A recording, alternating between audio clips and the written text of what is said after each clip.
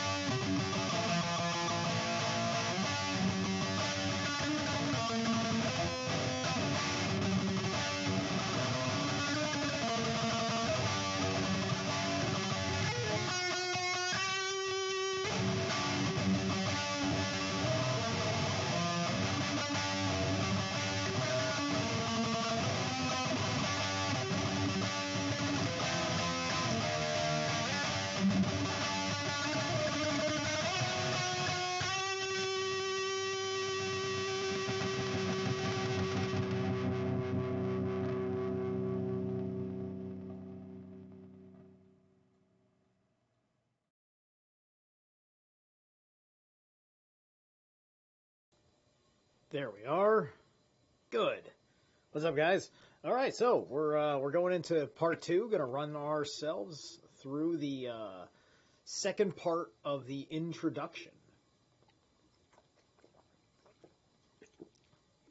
on.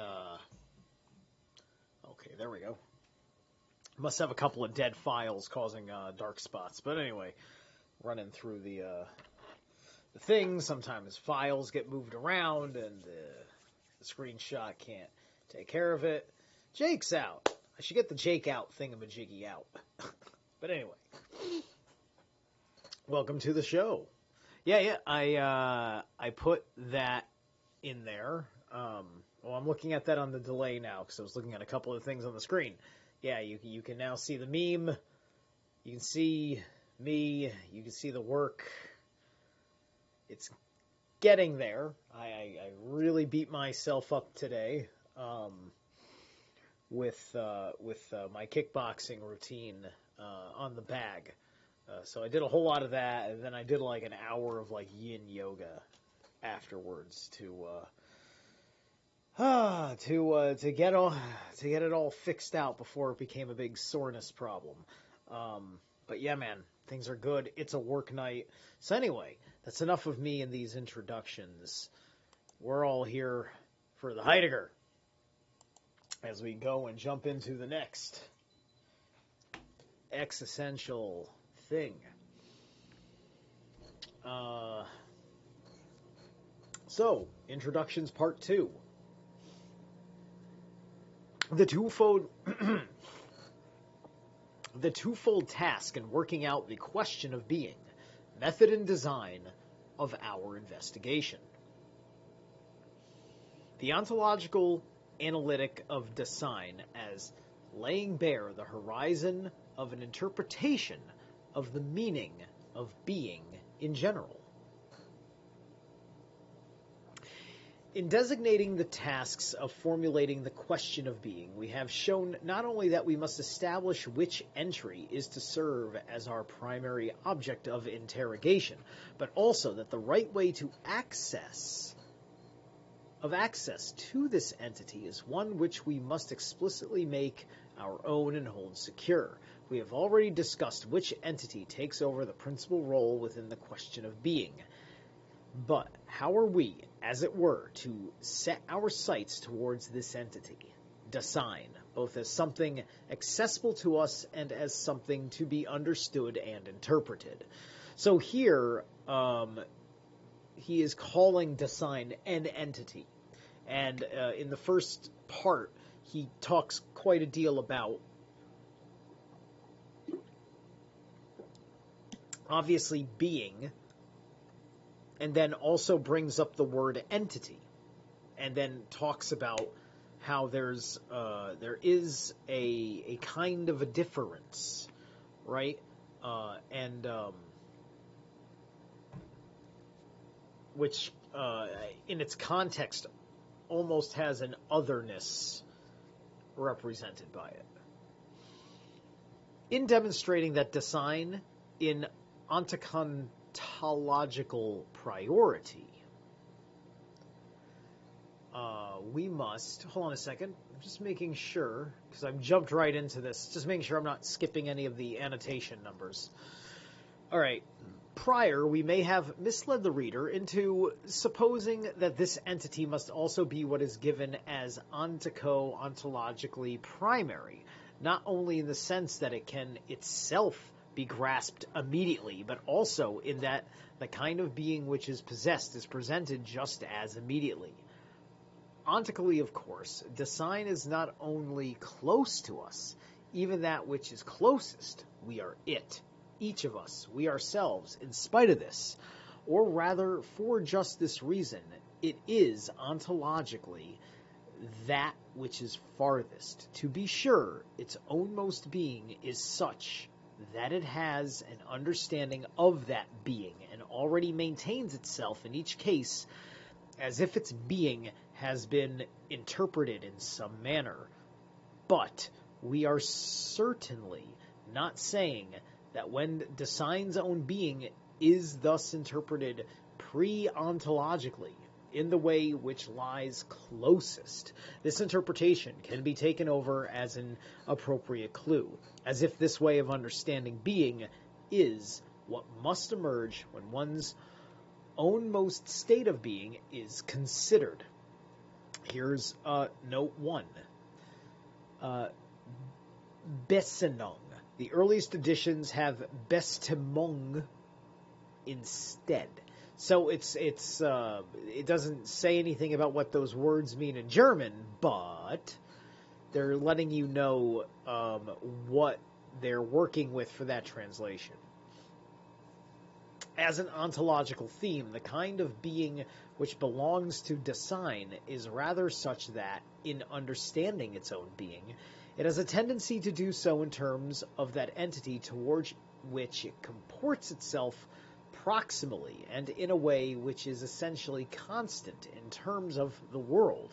In Dasein itself, and therefore in its own understanding of being, the way the world is understood is, as we shall show, reflected back ontologically upon the way in which Dasein itself gets interpreted.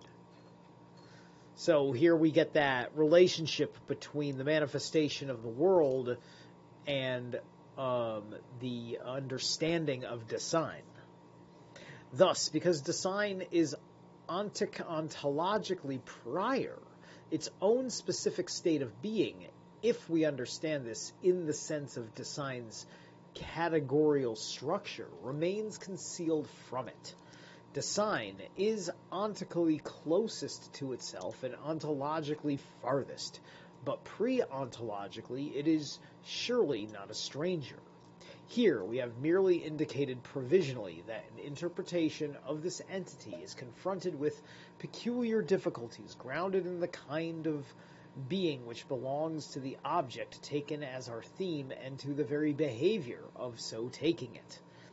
These difficulties are not grounded in any shortcomings of the cognitive powers with which we are endowed, or in the lack of a suitable way of conceiving a lack which seemingly would not be hard to remedy. Not only, however, does an understanding of being belong to Dasein, but this understanding develops or decays along with whatever kind of being Dasein may possess at the time. Accordingly, there are many ways in which it has been interpreted, and these are all at Dasein's disposal. Dasein's way of behavior, its capacities, powers, possibilities, and vicissitudes have been studied with varying extents in philosophical psychology, in anthropology, ethics, and political science, in poetry, biography, and the writings of history, each in a different fashion. But the question remains whether these interpretations of Dasein have been carried through with a primordial existentiality comparable to whatever existential primordiality they may have possessed. Neither of these excludes the other, but they do not necessarily go further. Existential interpretation can demand an existential analytic, if indeed we conceive of philosophical cognition as something possible and necessary. Only when the basic structures of Dasein have been adequately worked out with the explicit orientation towards the problem of being itself will what we have hitherto gained in interpreting Dasein get its existential justification. Thus, an analytic of Dasein must remain our first requirement in the question of being. But in that case, the problem of obtaining and securing the kind of access which will lead to Dasein becomes even more a burning one. To put it negatively, we have no right to resort to dogmatic constructions and to apply just any idea of being in actuality to this entity, no matter how self-evident that idea may be, nor may any of the categories which such an idea prescribes be forced upon Dasein without proper ontological consideration. We must rather choose such a way of access and such a kind of interpretation that this entity can show itself in itself and from itself. En ihm selbst von ihm selbst her, and this means that it is to be shown as it is proximally and for the most part in its average everydayness. Hold on. Uns war soll sie das send in dem Siegen, weil es zunächst und zum ist in seiner durchschnittlichen wow, that's a... What is this? Allerglichkeit. The phrase zunächst und zum ist is one that occurs many times through Heideggar. Does not explain... though Heideggar does not explain it until section 71, H370, where Allerglichkeit 2 gets explained on zunächst. See our notes on IP25H6. Okay, all right, so what he's saying here is that the word, that the terms that he's coming up with, he has dropped them now without, and you have to put it together with the context of the passage that led up to the making of the statement or word. If our purpose is to make such an anthropology possible, or to lay, I'm sorry, hold on a second. It's better. In this everydayness, there are certain structures which we shall exhibit, not just any accidental structures, but essential ones, which, in every kind of being that factical design may persist as determinative for the character of its being. Thus, by having regard for the basic state of design's everydayness, we shall bring out the being of this entity in a preparatory fashion. When taken in this way, the analytic of design remains wholly oriented towards the guiding task of working out the question of being. Its limits are thus determined. It cannot attempt to provide a complete ontology of design, which assuredly must be constructed, if anything, like a philosophical anthropology. It is to have a philosophically adequate basis. All right, now I jump back down and we'll check out part 2. The ambiguity of the pronominal reference in this sentence and the one before it reflects a similar ambiguity in the German. The English reader should be reminded that the kind of philosophical anthropology which Heideggar has in mind is a study of man in the widest sense and is not to be confused with the empirical sciences of physical and cultural anthropology.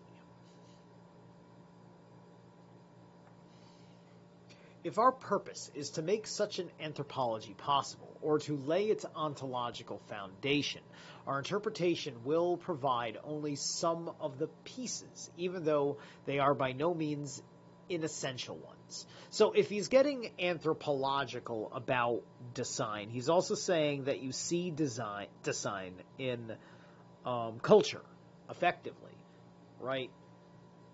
In the ebb and flow of culture, meaning that design has a uniqueness to one culture versus the other as it reflects upon the individual. Hey, Telling Stewart, how are you? There we go. Yay, you're a managing moderator. All right. If our purpose is to make such an anthropology possible, or to lay its ontological foundation, our interpretation will provide only some of the pieces, even though they are by no means inessential ones. Our analysis of design, however, is not only incomplete, it is also, in the first instance, provisional. It merely brings out the being of this entity without interpreting its meaning. It is rather a preparatory procedure by which the horizon for the most primordial way of interpreting being may be laid bare. Once we have arrived in that horizon, this preparatory analytic of design will have to be repeated on a higher and authentically ontological basis. We shall point to temporality as the meaning of the being of that entity which we call design. The word in question is Zerilath, which it is tempting to translate the adjective Zerilath and the noun Zerilath by their most obvious English cognates of timely and timeliness. This would be entirely misleading, for temporal and temporality come much closer to what Heidegger has in mind, not only when he is discussing these words in their popular sense, as he does on the following page, but even when he is using them in his own special sense, as in section 65 below. See especially H326 below, where Zerilath is defined. On the other hand, he occasionally uses the noun temporalitat and the adjective temporal in a sense which he will explain later. We shall translate these by temporality and temporal with initial capitals. All right. So there's here is where you're getting more emergence of the nuance of being able to describe being and being able to identify design through the nuances of time itself, which is why we're talking about being and time as the title of this book.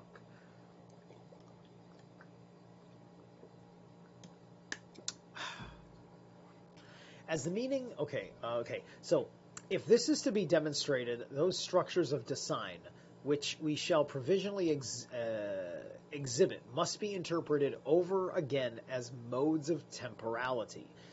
In thus interpreting design as temporality, however, we shall not give the answer to our leading question as to the meaning of being in general, but the ground will have been prepared for obtaining such an answer.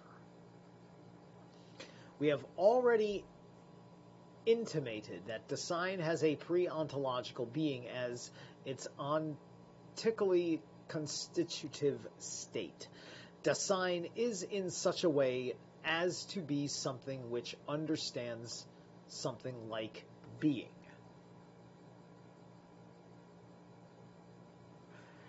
Design ist in der Weise, siend so etwas wa sein zu verstehen.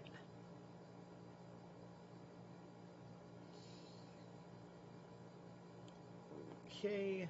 Keeping this interconnection firmly in mind, we shall show that whenever design tacitly understands and interprets something like being, it does so with time as its standpoint. Time must be brought to light and genuinely conceived as the horizon for all understanding of being and for any way of interpreting it. In order for us to discern this, time needs to be explicated primordially as the horizon for the understanding of being, and in terms of temporality as the being of design which understands being. This task as a whole requires that the conception of time thus obtained shall be distinguished from the way in which it is ordinarily understood. This ordinary way of understanding it has become explicit in an interpretation precipitated in the traditional concept of time, which has persisted from Aristotle to Bergson and even later. Here we must make clear that this conception of time, and in general the ordinary way of understanding it, have sprung from temporality, and we must show how this has come about. We shall thereby restore to the ordinary conception the autonomy which is its rightful due, as against Bergson's thesis that the time one has in mind in this conception is space. Time has long functioned as an ontological, or rather an ontical criterion for naively discriminating various realms of entities. A distinction has been made between temporal entities, natural processes, and historical happenings, and non-temporal entities, spatial and numerical relationships. We are accustomed to contrasting the timeless meaning of propositions with the temporal course of propositional assertions. It is also held that there is a cleavage between temporal entities and the supratemporal eternal, and efforts are made to bridge this over. Here, temporal always means simply being, or sein, in time. A designation which admittedly is still pretty obscure. When I saw in time in quotation marks, it made me think of a movie called In Time, which wasn't a very popular movie, but it was a film starring Justin Timberlake of all people, and it's really good. Justin Timberlake was very good in it. He was actually acting, and I liked his role.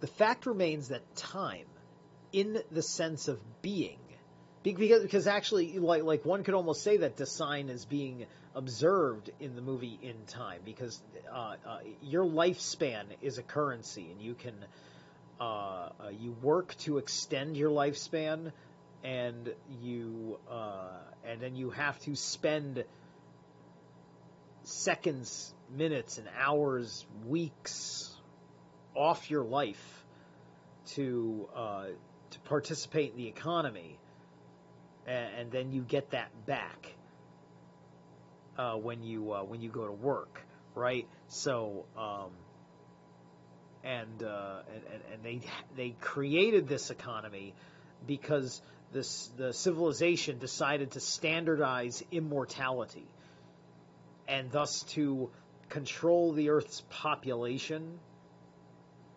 Everybody gets a little heart ticker that is associated with your time currency clock, which, if you're able to keep it coming, you can live forever.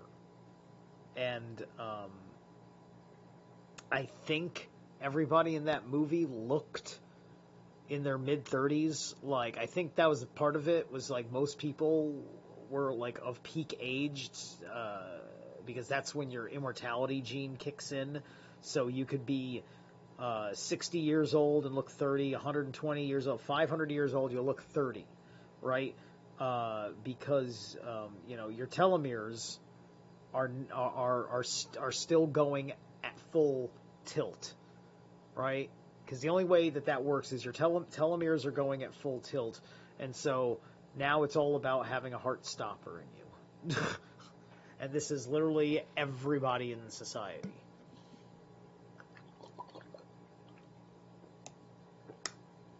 All right.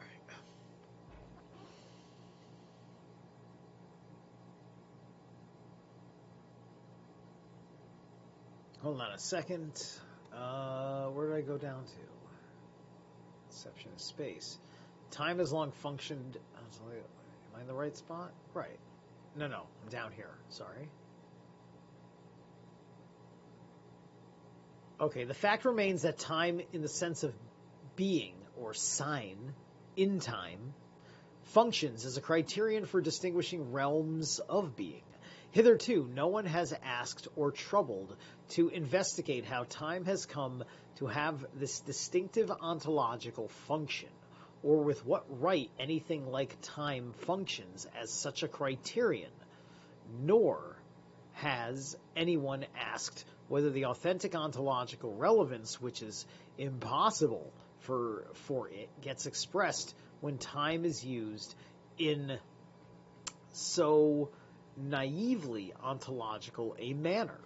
Time has acquired this self-evident ontological function of its own accord, so to speak. Indeed, it has done so with the horizon of the way it is ordinarily understood, and it has maintained itself in this function to this day. So what is time, right? Time, the simple answer is time is an illusion. But what the fuck do they mean by time is an illusion? That doesn't mean anything, right? That doesn't mean anything, because the reason why we're discussing time is because we know that eventually you're, somebody expects you at a certain position of the sun in the sky to be somewhere, right? Like, it's just like, in what we agree is called 8 o'clock in the morning tomorrow, I have to be at work.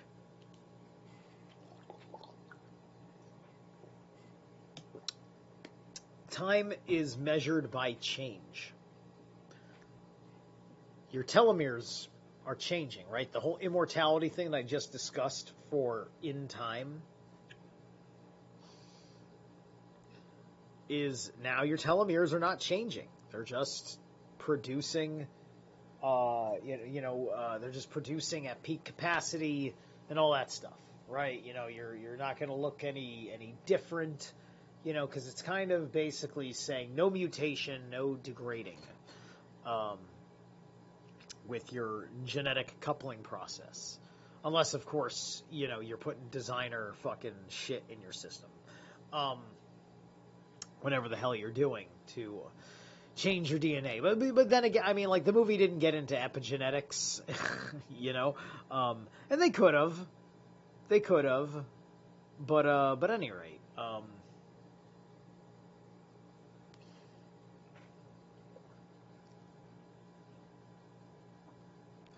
but time is how we measure change. It's how we measure change. It's a repetition of change. We apply even intervals. We count, and so we create this space. If I start counting right now, 1, 2, 3, 4. I'm probably off by an exact second, so therefore we are counting by a second that is relative, there's relativity for you, to me when I do that, right? But if I go to my phone, which is on a network, this is in specific agreement. The clock on this computer is in specific agreement with time. The Y2K problem was an interesting, like, Chronos kind of level fear of like, oh my god, we made all these fancy timepieces that keep track of everything that we do because it's the end of the 90s. Oh my god. If it all goes to hell, we're screwed. And then nothing happened. Nothing happened. It just kept going, and it just gave you a record of going back to like 01 or whatever. It just, and what was Y2K?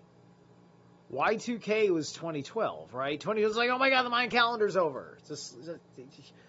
Yes, we're back around to Mayan January 1st. Welcome to 2013.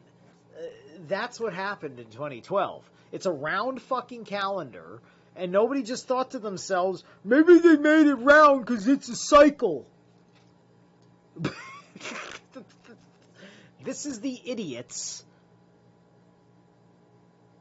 that, like, we are not an intelligent fucking generation. We're not. The intelligent ones are all gobbled up into,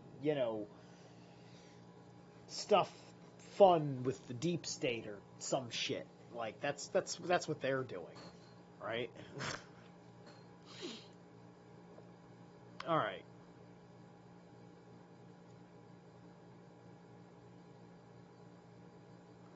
In contrast to all this, our treatment of the question of the meaning of being must enable us to show that the central problematic of all ontology is rooted in the phenomenon of time, if rightly seen and rightly explained, and we must show how this is the case.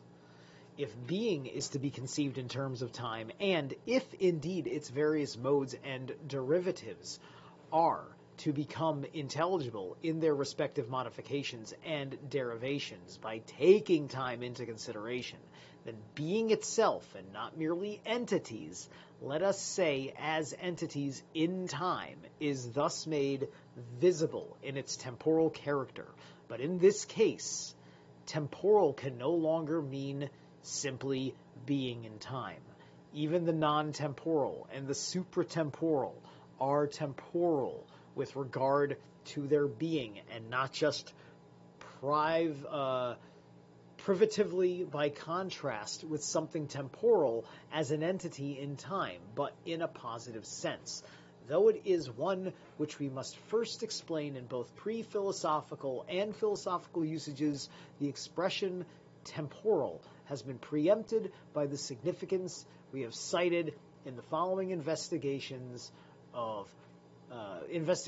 However, we shall employ, if for another signification, thus the way in which being and its modes and characteristics have their meaning determined primordially in terms of time, is what we shall call its temporal determinateness, something like that. It says, Sien temporal bestimthit. See our notes 3, page 38, H17 above. Thus, the fundamental ontological task of interpreting being as such includes working out the temporality of being. In the exposition of the problematic of temporality, the question of the meaning of being will first be concretely answered. Because being cannot be grasped except by taking time into consideration, and the answer to the question of being cannot lie in any proposition that is blind and isolated. The answer is not properly conceived if what it asserts propositionally is just passed along, especially if it gets circulated as a free-floating result, so that we merely get informed about a standpoint which may perhaps differ from the way this has hitherto been treated. Whether the answer is a new one remains quite superficial and is of no importance. Its positive character must lie in its being ancient enough for us to learn to conceive the possibilities which the ancients have made ready for us. In its own most meaning, this answer tells us that concrete ontological research must begin with an investigative inquiry which keeps within the horizon we have laid bare, and this is all that it tells us. If then the answer to the question of being is to provide the clues for our research, it cannot be adequate until it brings us the insight that the specific kind of being of ontology hitherto, and the vicissitudes of its inquiries, its finding, and its failures, have been necessitated in the very character of design.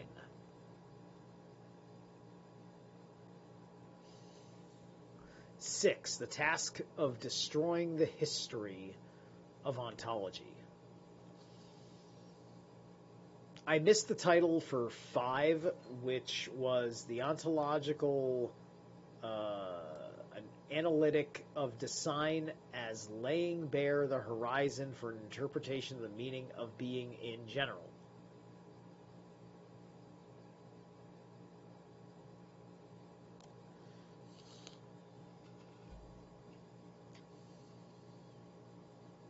All research, and not least that which operates within the range of the central question of being, is an ontical possibility of design. Design's being finds its meaning in temporality, but temporality is also the condition which makes historicality possible as a temporal kind of being which design itself possesses. Regardless of whether or how design is an entity in time, the historicality as a determinate character is prior to what is called history, world historical historizing. Oh, that's very interesting, right? So let's see what he's talking about right here. All right. Wait, I'm confused. Temporality of being temporal. No, what? Did I go the wrong way? I think I went up to. Oh, okay. Sorry. Oh, okay. There we go. Down here. Okay, so Weltgeschichtlichen Deschen, while the verb geschehen ordinarily means to happen, and will often be so translated, Heidegger stresses its etymological kinship to Geschichte, or history. All right? So happening and history have an etymological relationship in German. To bring out this connection, we have coined the verb historize, which might be paraphrased as to happen in a historical way.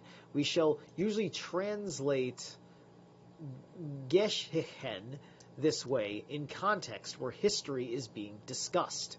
We trust that the reader will keep in mind that such historizing is characteristic of all historical entities and is not the sort of thing that is done primarily by historians, as philosophizing, for instance, is done by philosophers on world historical, see H381 FF.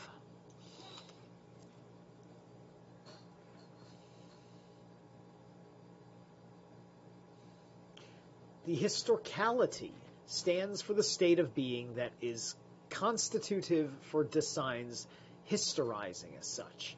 Only on the basis of such historizing is anything like world history possible, or can anything belong historically to world history. You see, I like what he's talking about here, what he's implying, right? Because you're talking about with history, you're talking about the remembered, agreed record of how things were in a state of being at a particular, quote, time. Right? And so and I guess how you're trying to extract design from from the observation of history in your mind, interpreted through your collection of records from those who were there or those who studied the details from the witnesses and the testimoniers that were there. Right? There's all sorts of different elements that come into this. And unless you were there looking at it at all angles, a very objectivist, as Ayn Rand would have had it, kind of approach, you're operating with less than with less than absolute information, and there always has to be some sort of play in the negative space of the historical record. And that play also can possibly change a thing or two if new evidence is provided. It can change your entire imagination of how pieces of history fit together, right? The existential has been discussed in this book thus far, and certainly having a change up of these kinds of assumptions that you've built a whole world view upon can give you an existential crisis. Look at the Mandela effect. What an incredible way to talk about the historicality of our world.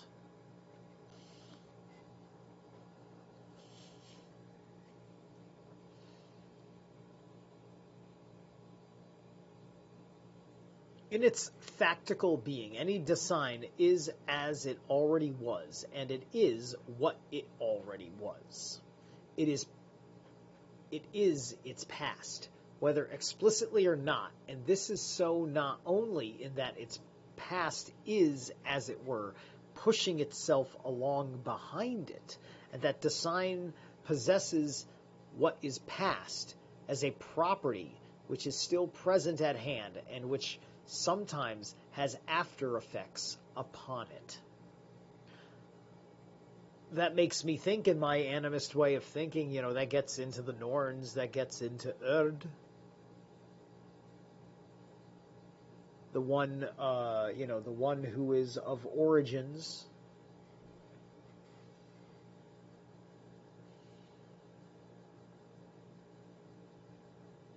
Hold on a second. Design is its past in the way of its own being, which, to put it roughly, historizes out of its future on each occasion.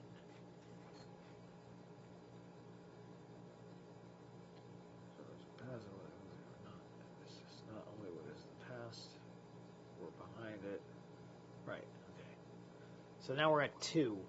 Das Design ist seine Vergangenheit in der Weise seins das Rogisgakt, Juels aus seiner Zukunft her geschieht.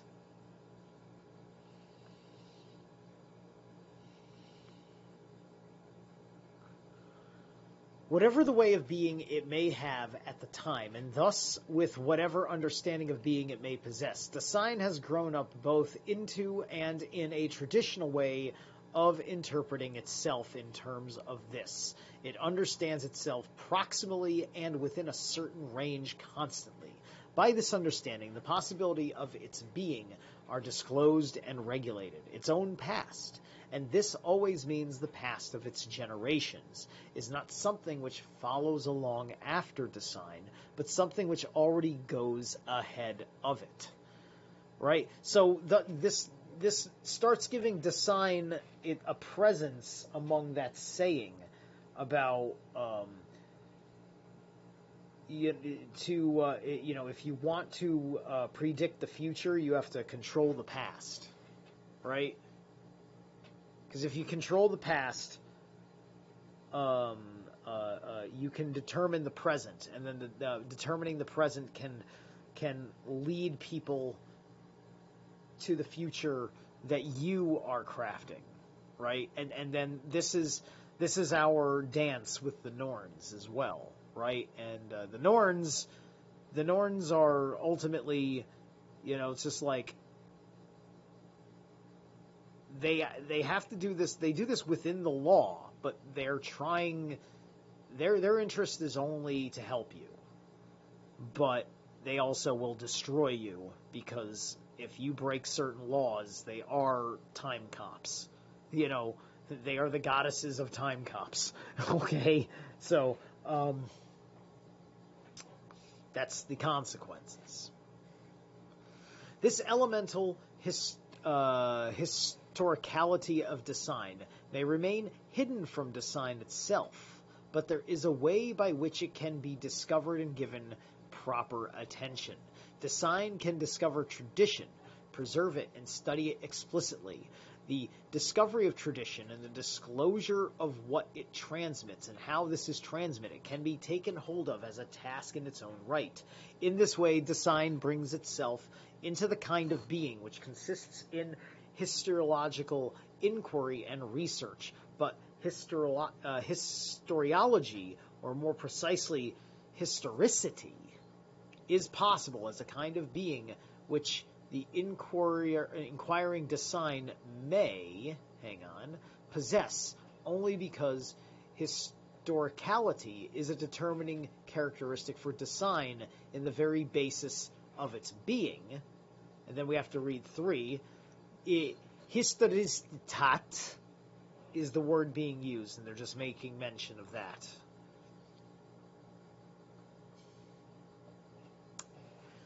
If this historicality remains hidden from design, and as long as it so remains, design is also denied the possibility of historiological inquiry or the discovery of history. If historiology is wanting, this is not evidence against design's historicality. On the contrary, as a deficient mode. Definizinter modus. Heidegger likes to think of certain characteristics as occurring in various ways or modes, among which may be included certain ways of not occurring, or occurring only to an inadequate extent, or in general occurring deficiently. It is as if 0 and the negative integers were to be thought of as representing deficient modes of being, a positive integer. Interesting.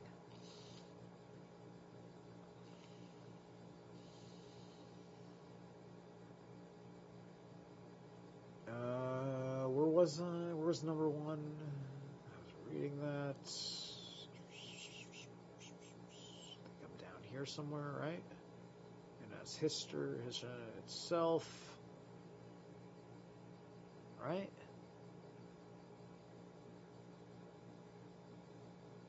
Oops. Oh, okay, there we go. Only because it is the historical, only because it is historical can an era be unhistoriological. On the other hand, if design has seized upon its latent possibility, not only of making its own existence transparent to itself, but also of inquiring into the meaning of existentiality itself, that is to say, of previous inquiry into meaning of being in general, and if by such inquiry its eyes have been opened to its own essential historicality, then one cannot fail to see that the inquiry into being, the ontico-ontological necessity of which we have already indicated, is itself characterized by historicality, the ownmost meaning of being, which belongs to the inquiry into being as a historical inquiry, gives us the assignment, the Answissung, of inquiring into the history of that inquiry itself, that is, of becoming historiological. In working out the question of being, we must heed this assignment so that by positively making the past our own, we may bring ourselves into full possession of the ownmost possibilities of such inquiries. The question of the meaning of being must be carried through by explicating designs beforehand in its temporality and historicality. The question thus brings itself to the point where it understands itself as historiological. So it sounds to me that what Heidegger is trying to say is that that design is ultimately like the totality of your state of being based on your entire history and what is resolved in yourself about everything that you are at up to this very moment, right? You know, so my design would be like this crazy stack of this era when I was a fat kid, this era when I was a Christian, this era when I didn't know what I was, this era when I was, playing role-playing games with my friends, going through 9/11, going through college, like all these tidbits that I remember and that the people that were there with me remember a certain way and is relayed back to me, and this all kind of makes up a persona of myself that I understand in reflection to my past. And I think that's what he's trying to say about all this stuff. Our preparatory interpretation of the fundamental structures of design with regard to the average kind of being which is closest to it, a kind of being in which it is therefore proximally historical as well, will make manifest, however, not only that design is inclined to fall back upon its world, the world in which it is, and to interpret itself in terms of that world by its reflected light, but also that design simultaneously falls prey to the tradition of which it has more or less explicitly taken hold.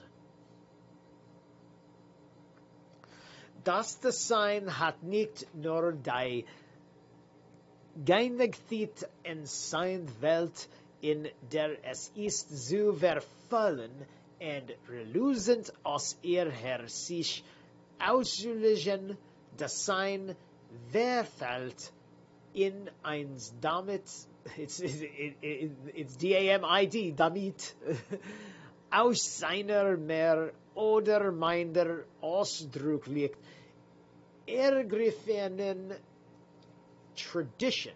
The verb verfallen is one which Heideggar will use many times. Though we shall usually translate it simply as fall, it has the connotation of deteriorating, collapsing, or falling down.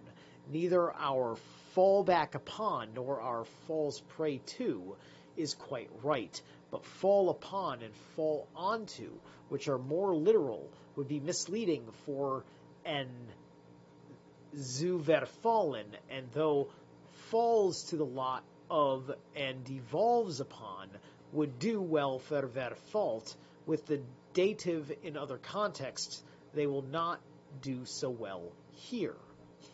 This tradition keeps it from providing its own guidance, whether in inquiry or in choosing. This holds true, and by no means least for that understanding which is rooted in design's own most being, and for the possibility of developing it, namely for ontological understanding. Bear with me, let me see, when do we get to the end of this section here? Still going. Still going. It's quite a bit. Then it hits 7 over there. Okay. Whoops. There we go. Let's see.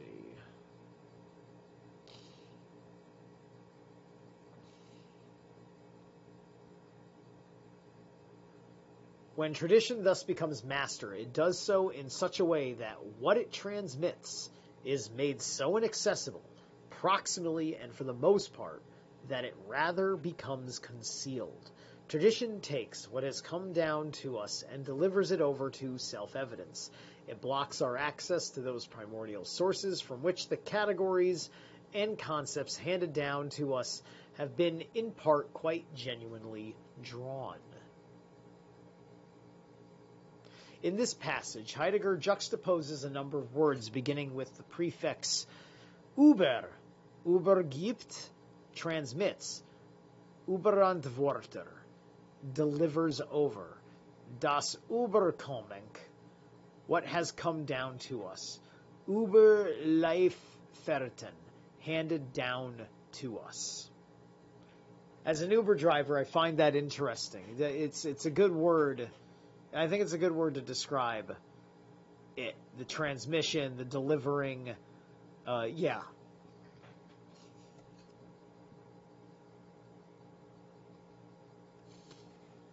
Indeed, it makes us forget that they have had such an origin and make us suppose that the necessities of going back to these sources is something which we need not even understand. Design has had its historicality so thoroughly uprooted by tradition that it confines its interests to the multiformity of possible types, directions, and standpoints of philosophical activity in the most exotic and alien of cultures. And by this very interest, it seeks to veil the fact that it has no ground of its own to stand on. Consequently, despite all its historiological interests and all its zeal for an interpretation which is philologically objective, or sachlich, design no longer understands the most elementary conditions which would alone enable it to go back to the past in a positive manner and make it productively its own. Which is very interesting. I mean, saying that about design, but, we're not time travelers. And Heidegger is now working off of the presupposition that time is an illusion, right? That whole bag, right? And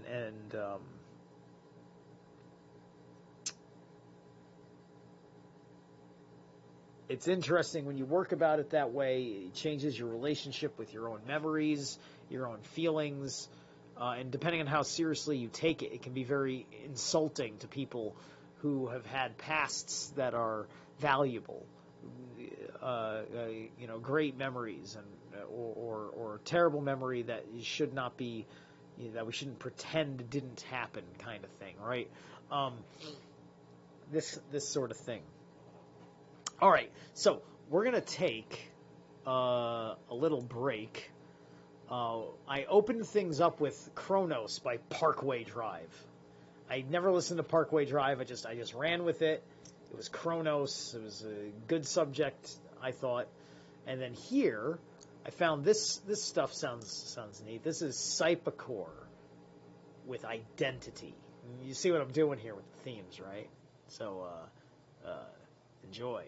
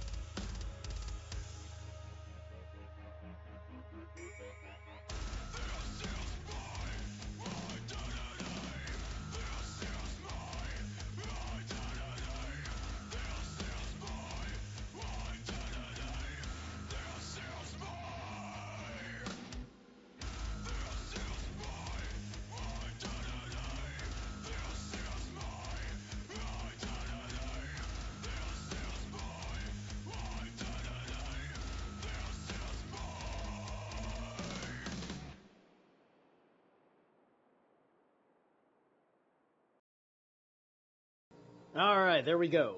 We're back. We're rocking and rolling. Let's just let's not even screw around. Let's just jump into it.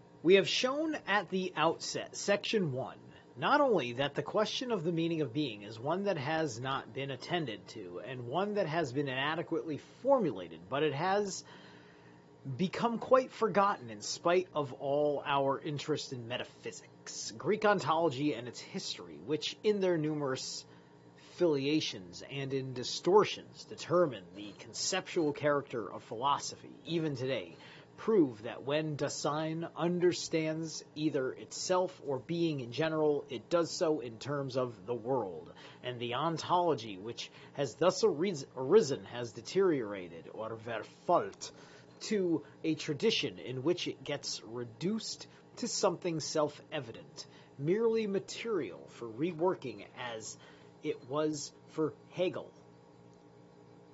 In the Middle Ages, this uprooted Greek ontology became a fixed body of doctrine. Its systematics, however, is by no means a mere joining together of traditional pieces into a single edifice. Though its basic conceptions of being have been taken over dogmatically from the Greeks, a great deal of unpretentious work has been carried on further within these limits. With the peculiar character which the scholastics gave it, Greek ontology has, in its essentials, traveled the path that leads through the Disputations Metaphysicae of Suarez to the metaphysics and transcendental philosophy of modern times, determining even the foundation and aims of Hegel's logic. In the course of this history, certain distinctive domains of being have come into view and have served as the primary guides for subsequent problematics. The ego cogito of Descartes, the subject, the I, reason, spirit, person, but these all remain uninterrogated as to their being and its structure. In accordance with the thoroughgoing way in which the question of being has been neglected, it is rather the case that the categorical content of the tradition ontology has been carried over to these entities with corresponding formalizations and purely negative restrictions, or else dialectic has been called in for the purpose of interpreting the substantiality of the subject ontologically. In the question of being, if the question of being is to have its own history made transparent, then this hardened tradition must be loosened up, and the concealments which it has brought about must be dissolved.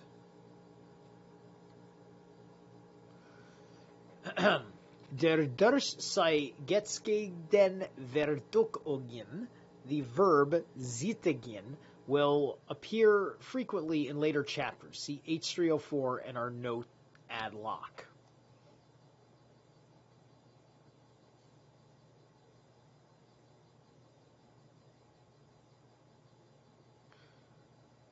Hold on a sec.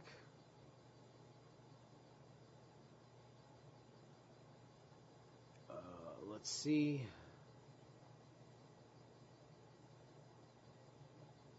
I moved down so fast I didn't take a mental note of the place that I moved to. Or from, rather. I think it was down here, maybe? No.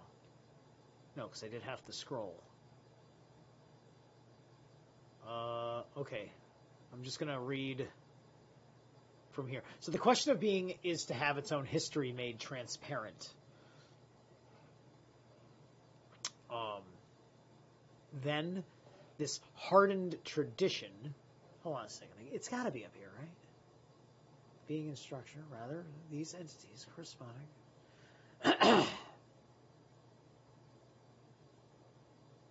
It was like in the middle of a sentence. And then I ended that sentence. I don't know. spirit, person, being throughout question. Sorry, I don't mean to be stressing over. It's one of those things that's bugging me right now. It is rather the case that the categorical content of the traditional ontology has been carried over these entities, which corresponding formulations. Oh, there it is, bound and dissolved. We understand this task as one in which, by taking the question of being as our clue, we are to destroy the traditional content of ancient ontology until we arrive at those primordial experiences in which we achieved our first ways of determining the nature of being, the ways which have guided us ever since. In thus demonstrating the origins of our basic ontological concepts by an investigation in which their birth certificate is displayed, we have nothing to do with a vicious relativization of ontological standpoints, but this destruction is just as far from having the negative sense of shaking off the ontological tradition.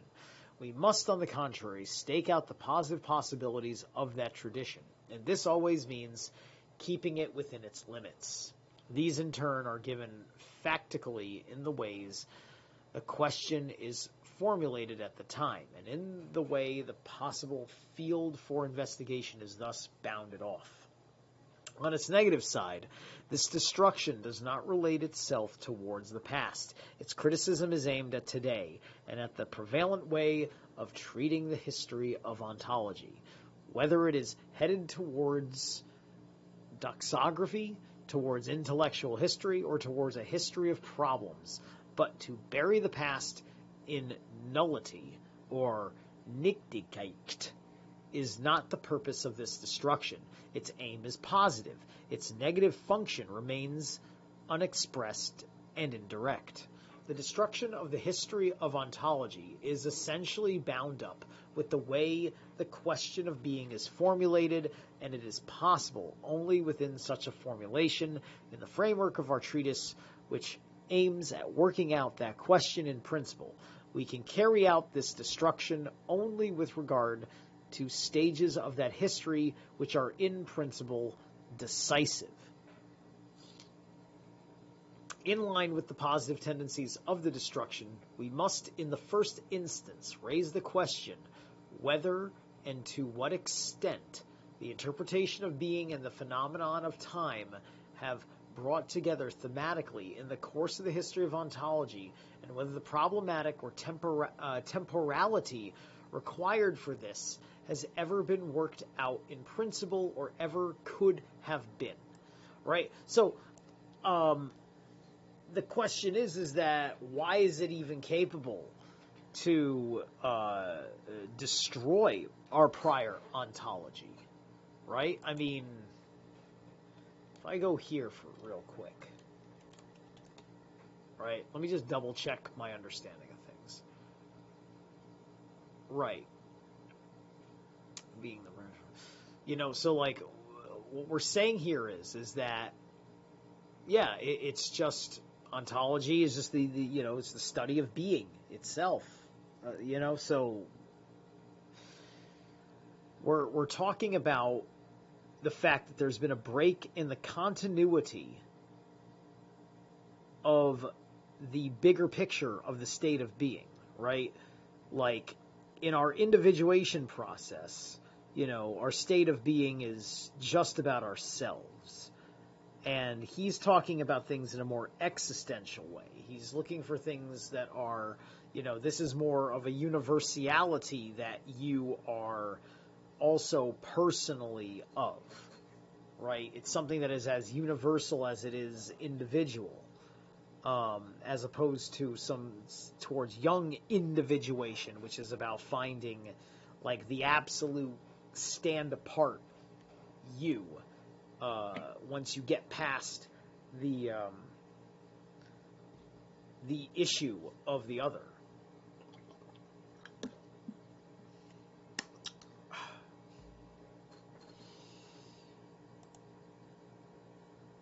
All right. The first and only person who has gone any stretch of the way towards investigating the dimensions of temporality, or has even let himself be drawn hither by the coercion of the phenomenon themselves, is Kant. And by the way, this also just makes me think of the deep criticism of, like everybody kind of understands there seems to be a certain point in history where we changed our relationship with calendars, right?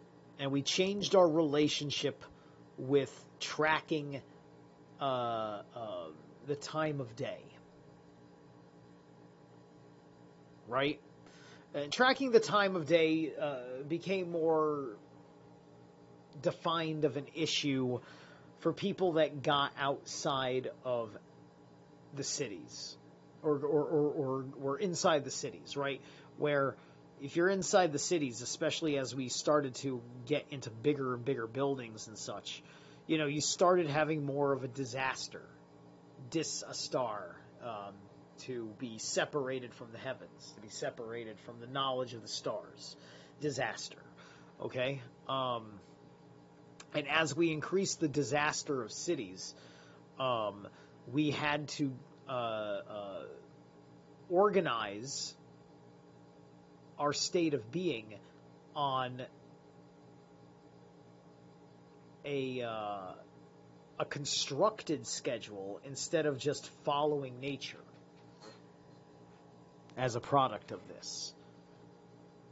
And then we had, and then it's always men in the cities who become, the leaders of this story, right? Like you never see like the great network of like farmers, right? That like these farmers, they always talk to each other. They kept this knowledge going. They shared amongst their society these great like plowing methods and all this, like there's nothing, like you don't like see that so much, right? Other than what's generally the way they did things, but as far as somebody who innovated a thing as such, they were always much more associated with something like cities. This is where you get the Mason guilds that eventually morphed into the Freemasonic orders, so on and so forth. All right.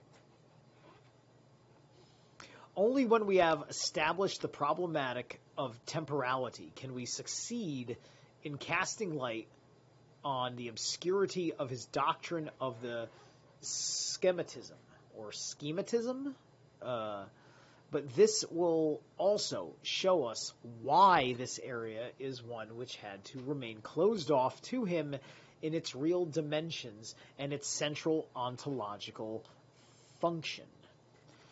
Right. Yeah, there's the Farmer's Almanac, but the Farmer's Almanac is that's a timekeeper in and of itself, and I believe it's just basic. It's designed on following natural patterns.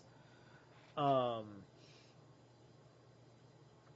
the Farmer's Almanac, I don't know. I'm pretty sure they don't do, like, there isn't like the ancient, like, farming, like, and it's just not even like the farming tradition. I'm just saying the ancient traditions that also like a farmer, like when he was so good at farming, he had enough spare time. He's like, hey, look, I built a better horse cart. This kind of thing, right? These little bits and pieces that kind of fall through that cracks of history. Nobody talks about the neat table that Carpenter made, right? Until somebody important has that table and it gets preserved and eventually ends up in a fucking museum.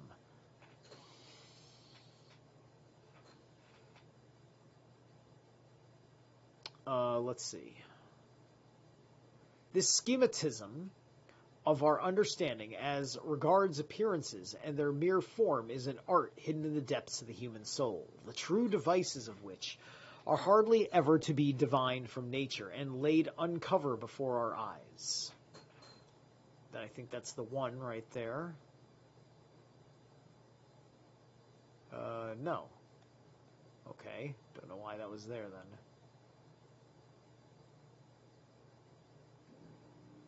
then. before our eyes. Where'd it go?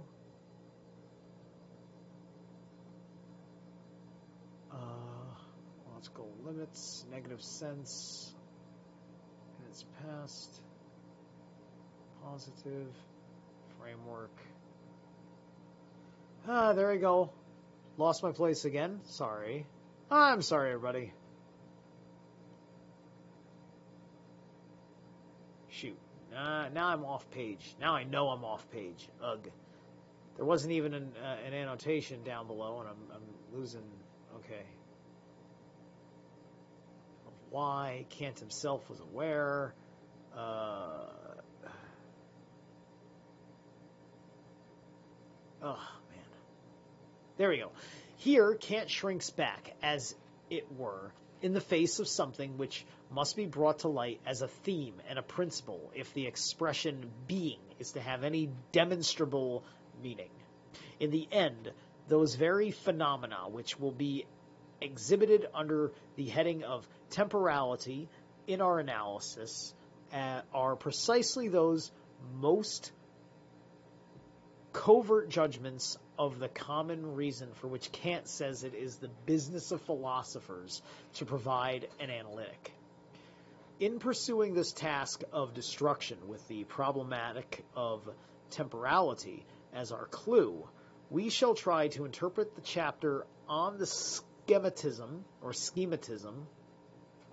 I keep thinking of the word schism, and then that makes me think of the Tool song. I don't know if it's related. If this is related to the word schism, then it's an appropriate, very appropriate analogy, especially if you want to talk about the anima and the animus. But anyway, on the schematism and the Kantian doctrine of time, taking the chapter as our point of departure. At the same time, we shall show why Kant could never achieve an insight into the problematics of temporality. There were two things that stood in his way. In the first place, he altogether neglected the problem of being, and in connection with this, he failed to provide an ontology with design as its theme, or to put this in Kantian language, to give a preliminary ontological analytic of the subjectivity of the subject. Instead of this, Kant took over Descartes' position quite dogmatically, notwithstanding all the essential respects in which he had gone beyond him. Furthermore, in spite of the fact that he was bringing the phenomenon of time back into the subject again, his analysis of it remained oriented towards the traditional way in which time had been ordinarily understood. In the long run, this kept him from working out the phenomenon of a transcendental determination of time in its own structure and function, right? I mean, because I'm just going to say here, man, I'm just going to say it flat out. Like, the reason why Heidegger is looking for this design thing is because we're now realizing we need it because we're disconnected from it, that we didn't know that we had it until we were forced out of a natural construct of time, following the natural order of things as a state of being and living our life. You know, getting up with the sun, going down, at the right time to get enough sleep to wake up with the sun again, so on and so forth, and everything else you're going to do in between, and everything else. How many days do you work straight? Do you have to work 6 days straight, like it is, like some think you do? So on and so forth, right? What is that actual natural state of being? And within the constructs of time as a society, as an economy, as all these things, and how many of our days we need to be interlocked in that, or how many weeks we have to be prepared for a day that we're interlocked into the constructs of these times, right? This is the new relationship with the world that mankind has been given with the onset of not even modernity, but just with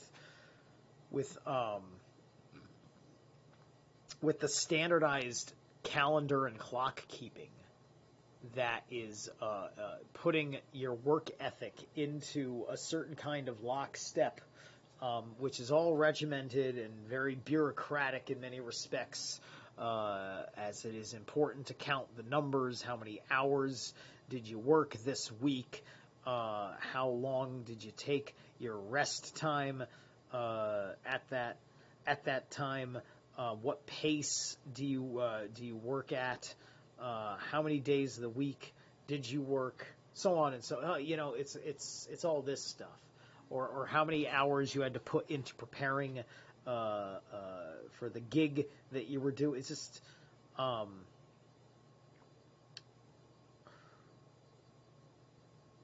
We don't see many stories written about mankind's relationship with time in this particular way until later on, when we had a more sophisticated relationship with time.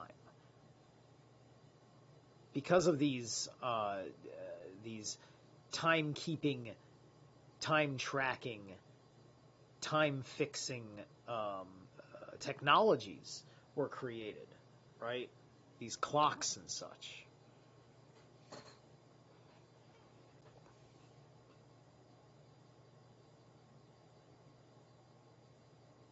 All right. Got about 30 more minutes to go. Hope you guys are having a good time. All right. Because of this double effect of tradition and decisive connection between time and the I think was shrouded in utter darkness, it did not even become a problem.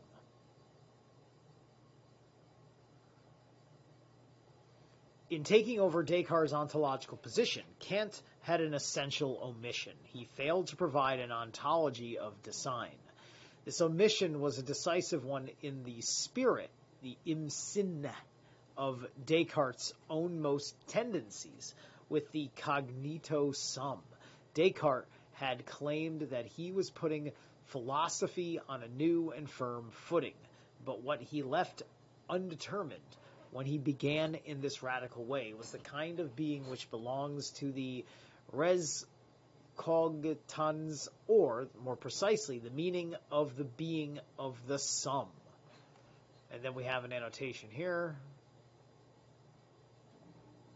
We follow the later edition in reading Dersen Scientien des Sum.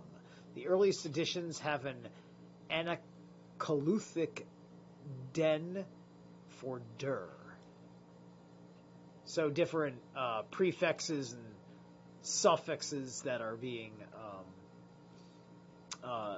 acknowledged from earlier translations. All right.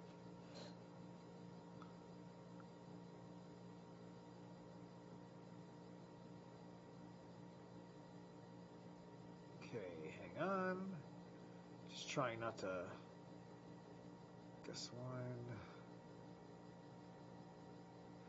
By working out the unexpressed ontological foundation of the cogito sum, we shall complete our sojourn at the second station along the path of our destructive retrospect of the history of ontology. Our interpretation will not only prove that Descartes had to neglect the question of being altogether, it will also show why he came to suppose that the absolute being certain, gewasein, of the cogito exempted him from raising the question of the meaning of being which this entity possesses. Yes, Descartes not only continued to neglect this, and thus to accept a completely indefinite ontological status for the res cogitans sav mens sive animus, the thing which cognizes, whether it be mind or spirit. He regarded this entity as fundamentum inconcussum, and applied the medieval ontology to it in carrying through fundamental considerations of his meditations. He defined the res cogitans ontologically as an ens, and in the medieval ontology, the meaning of being for such an ens had been fixed by understanding it as an ens creatum.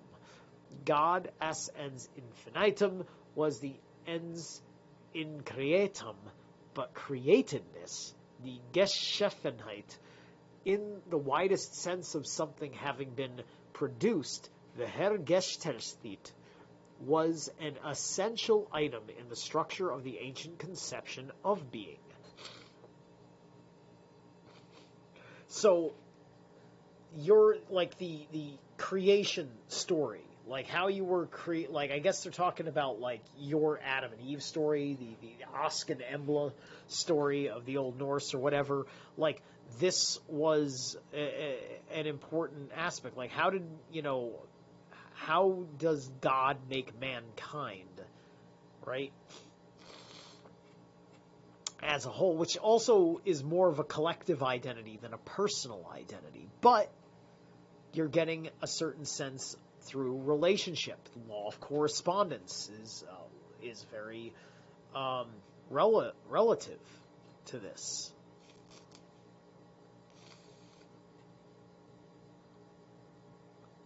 Something having, okay, but createdness is in the widest sense of something's having been produced, was an essential item in the structure of the ancient. Yeah, okay, so being created and being produced, there's the distinguishment between the two, where being produced is kind of more specific. We're being created, but createdness in the widest sense of something having been produced. Well, no, being created is the generality. Being produced is the specificality. If I'm following that properly. Okay. The seemingly new beginning which Descartes proposes for philosophizing has revealed itself as the implantation of a baleful prejudice, which has kept later generations from making any thematic ontological analytic of the mind. Gemutes or gemutus, such as, would take the question of being as a clue and would at the same time come to grips critically with the traditional ancient ontology.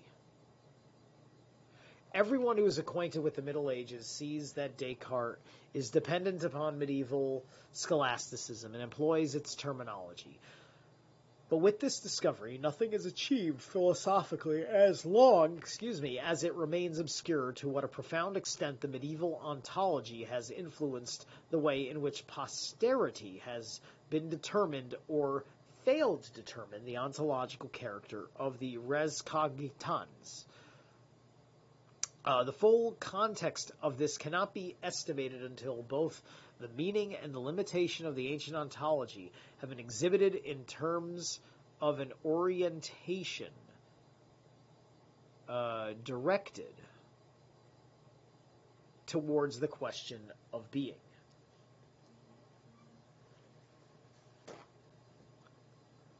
In other words, in our process of destruction, we find ourselves faced with the task of interpreting the basis of the ancient ontology in the light of the problematic of temporality.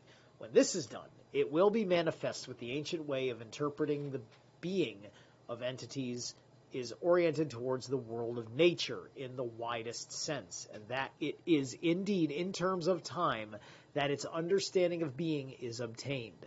The outward evidence for this, though of course it is merely outward evidence, is the treatment of the meaning of being as, and then we have a couple of Greek words that I do not understand, which signifies in ontologico-temporal terms present, or the Einwesenheit entities, are grasped in their being as presence. This means that they are understood with regard to a definite mode of time, the present. So we're going to do 1 and 2 back to back real fast.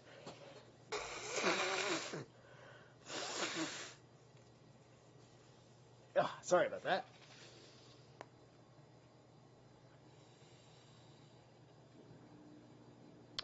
So the noun, and then this is one of the Greek words I can't pronounce, is derived from one of the stems used in conjugation. The irregular verb means to be. In the Aristotelian tradition, it is usually translated as substance, though translators of Plato are more likely to write essence. Existence, or being, Heideggar suggests that the word is to be thought of as synonymous with the derivative noun, which translates to being at or presence. As he points out, that this word has a close etymological correspondence with the German Anwesenheit, which is similarly derived from the stem of a verb meaning to be, and a prefix of the place or time at which on. We shall, in general, translate Anwesenheit as presence, and the participle anwesend as some form of the expression of having presence.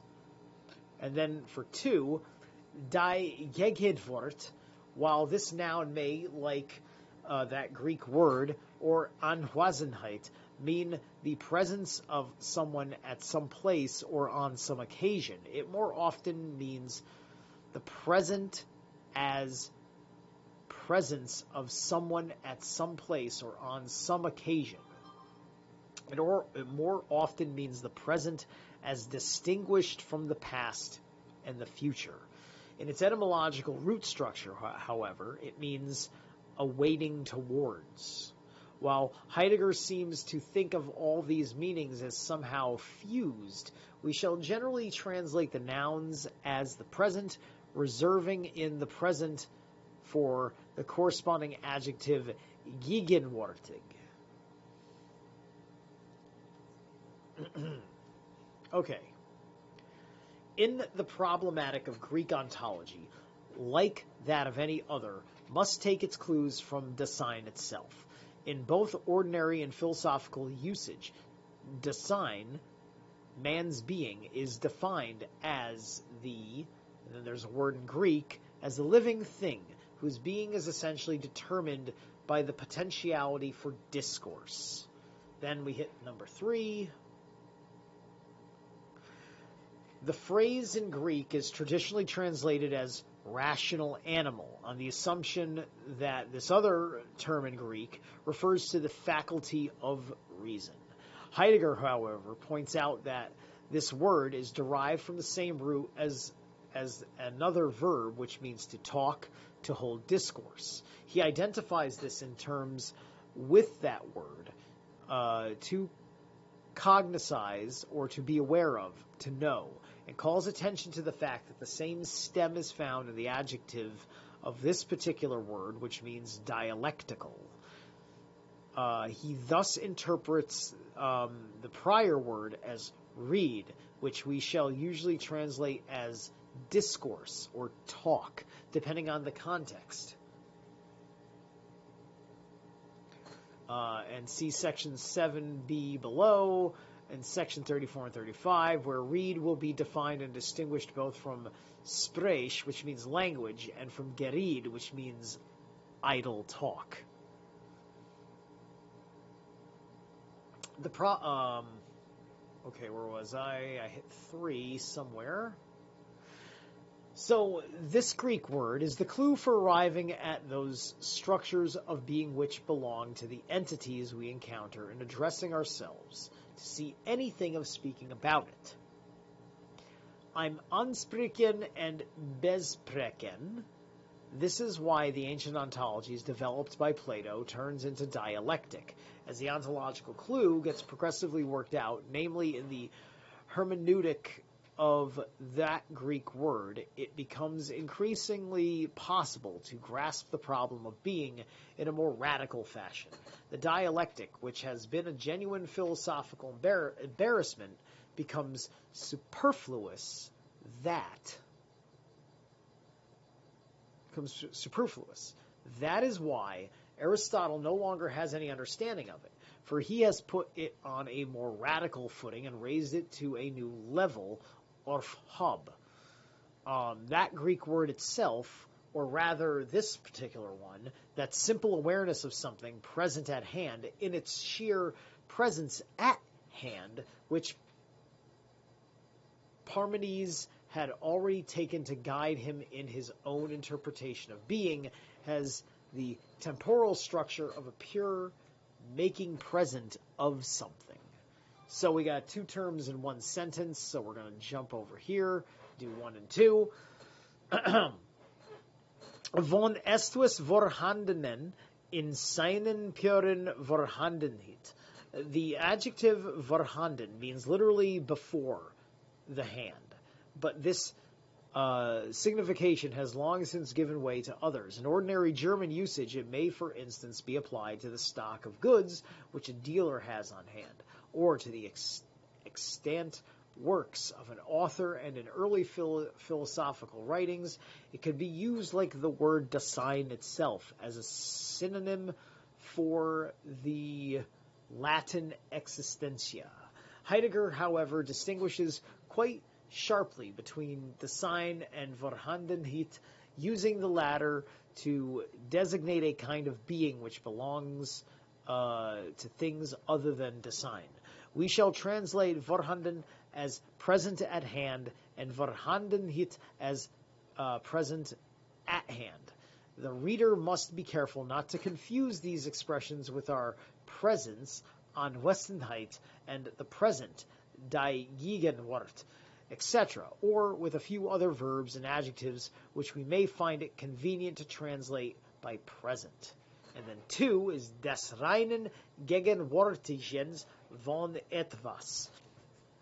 The verb gegenwärtigen, which is derived from the adjective gegenwärtig, is not a normal German verb, but was used by Husserls and is used extensively by Heidegger. While we shall translate it in various forms of make present, it does not necessarily mean making physically present. More often means something like bringing vividly to mind. Okay, that makes a lot of sense. Okay, where were we? Whoops. 1 and 2. Okay, yet the Greeks have managed to interpret being in this way without any explicit knowledge of the clues which function here, without any acquaintance with the fundamental ontological functions of time or even any understanding of it, and without any insight into the reason why this function is possible. On the contrary, they take time itself as one entity among other entities and try to grasp it in the structure of its being. Though that way of understanding being which they have taken as their horizon is one which itself naively and inexplicitly oriented towards time. Within the framework in which we are about to work out the principle of the question of being, we cannot present a detailed temporal interpretation of the foundations of ancient ontology, particularly not of its loftiest and purest scientific stage, which is reached in Aristotle. Instead, we shall give an interpretation of Aristotle's essay on time, which may be chosen as providing a way of discriminating the basis and limitations of the ancient science of being. Aristotle's, hold on a second. So where was 3? Oh, 3 was right there and I missed it. Something. Oh, you know what? I missed the whole sentence because I thought that was a 2. Those entities which show themselves, I'm reading up here, just reading this. Those entities which show themselves in this and for it, which are understood as entities in the most authentic sense, thus get interpreted with regard to the present. That is, they are conceived as presence. Okay, interesting. So, let's take a look at 3.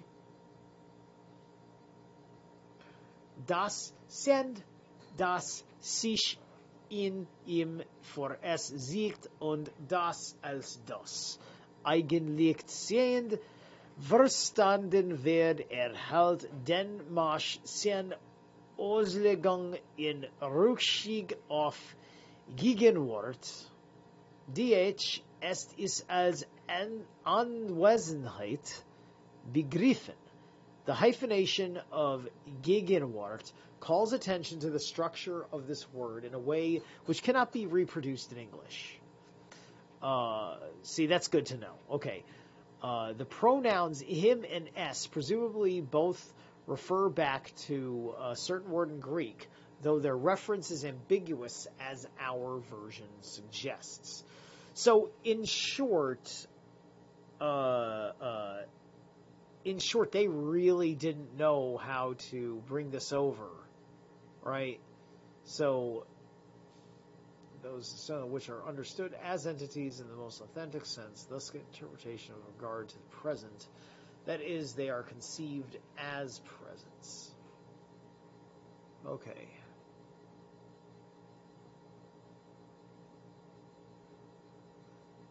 There's something that I understand there that I can't bring up now. It's swimming around in the subconscious, and I can't articulate it, but that does make sense on a subconscious level to me.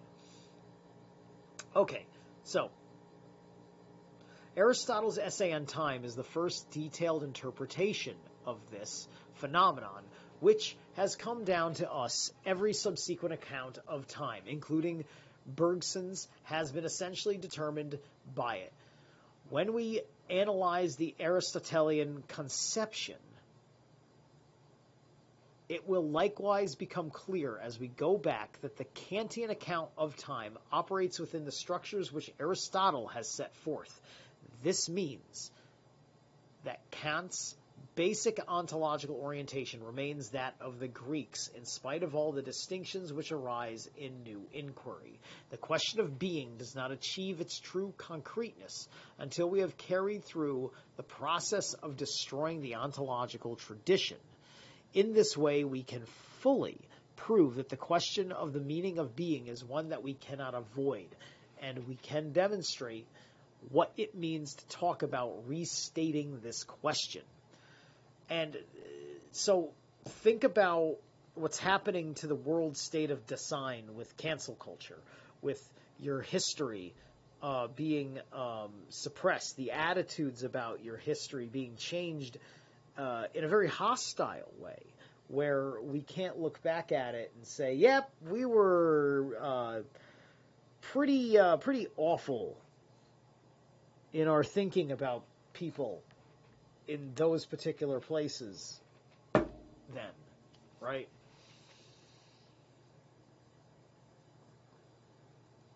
All right.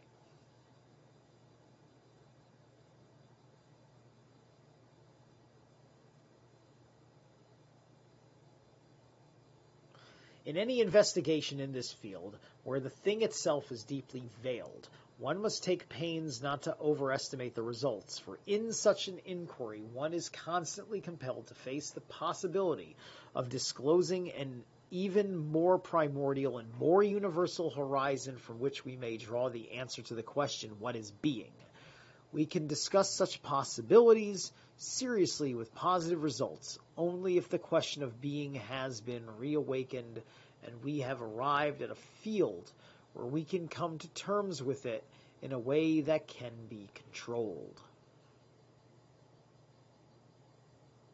So then we go to part 7.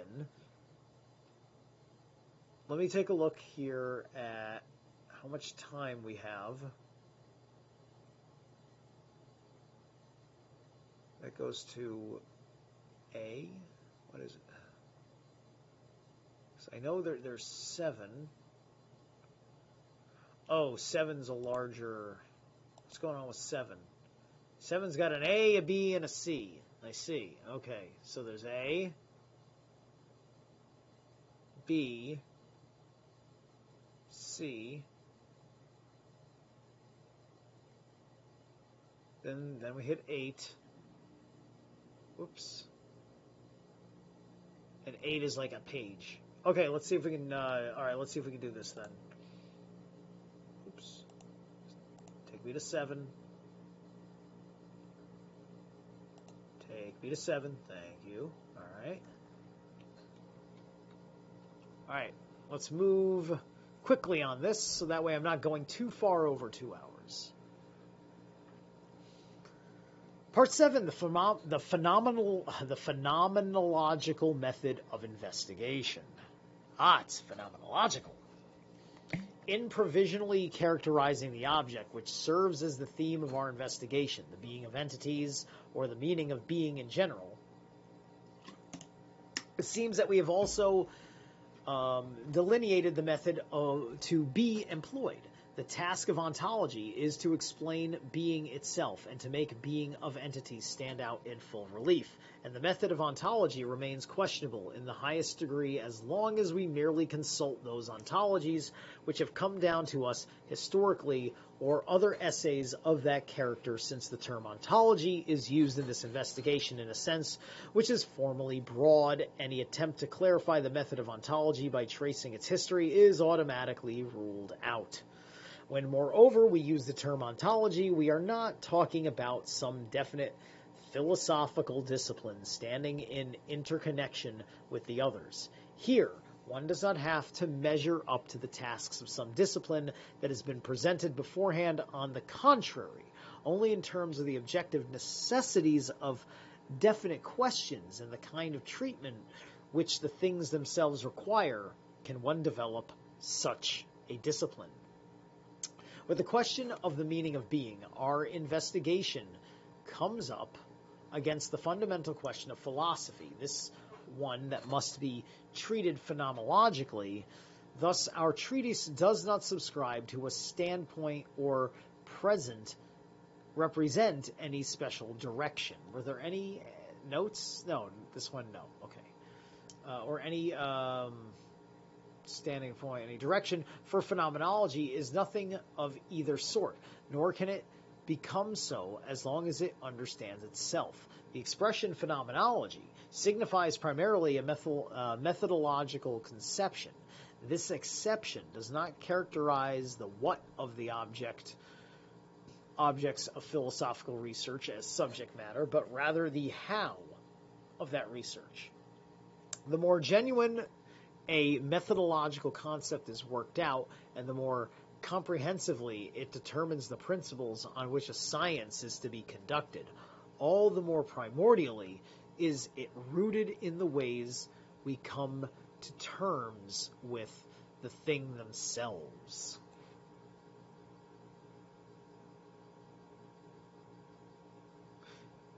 The appeal to the Sachsen Selbst, which Heidegger presents as virtually a slogan for Husserl's phenomenology, is not easy to translate without giving misleading impressions. What Husserl has in mind is the things that words may be found to signify when their significations are correctly intuited by the right hand of